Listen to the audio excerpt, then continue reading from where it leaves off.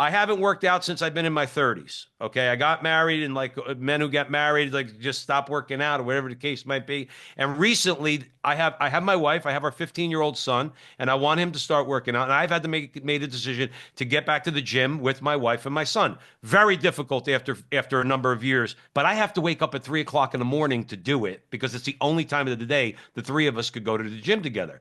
I know that I did not want to do that starting a month and a half ago when we started, but I had to get up and do it. And you know what? Right now, 6 weeks later, I can say, Doc, I'm pretty happy.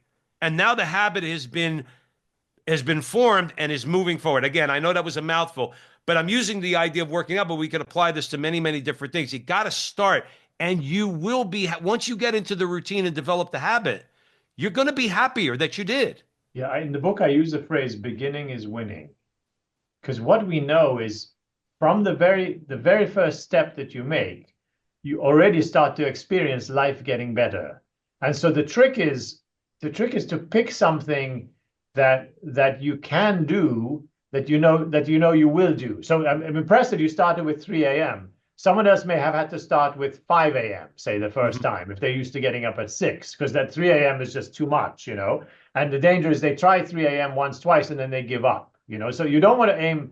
In your case, it was exactly the right thing to aim for because clearly it stuck, it's worked, right? But the beauty about habits is what the neuroscientists call neuroplasticity.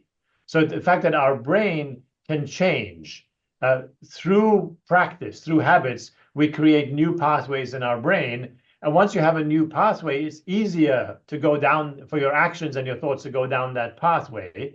And so the beauty of the habits, the beauty of virtue is life actually gets easier and you're doing the things that are better for you. So sometimes with our students, they look at the way forward, growing, say, as a Catholic, and they think, "Oh my gosh, that just seems like a one long climb." Um, a friend of mine has this line: in the beginning was the Word, and the Word was no." And that's kind of how we see the moral life. It's like I can't do this, I can't do that. It's just such a drag. I just keep struggling along. So, but it's not that way at all. Is that as you take these steps, whether it's whichever virtue, life does actually get easier. And it's like you're moving in line with the way you should be anyway. Life gets easier, you get happier. In many cases, you get healthier, not just from the habit of working out. The research is really interesting on this. As you grow in gratitude, for example, they've done studies where people grow in gratitude and they experience a reduction in anxiety, a reduction in depression, reduction in chronic pain. So both mental and physical.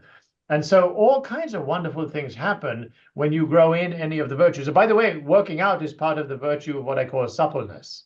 It's one of the virtues of self-discipline. So what you're doing in working out is actually growing in self-discipline, growing in virtue. But you probably knew that because it's a virtuous person who gets up at 3 a.m. every day. So so I'm so trying, um, Doc. I'm trying. but it sounds like it's working. It sounds like it's working. It's because the way I see it, and then I'm going to hand it over to Joe. I mean, it's not something that you haven't heard before. Is like the harder something is, the greater the reward. It's easy to fall into nasty bad habits. It doesn't really take a lot of effort to do that. Okay.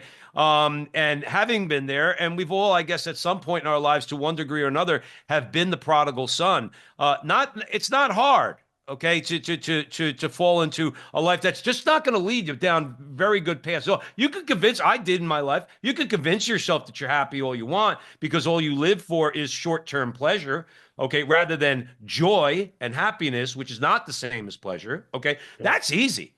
Okay, I've done that. I don't know many people who haven't been down that road. But like you said, I'm glad you said it too. I've always said the hardest part, using the gym as an example, the hardest part about getting back to the gym is just that day one. Yeah. Day one's the hardest day. Yeah.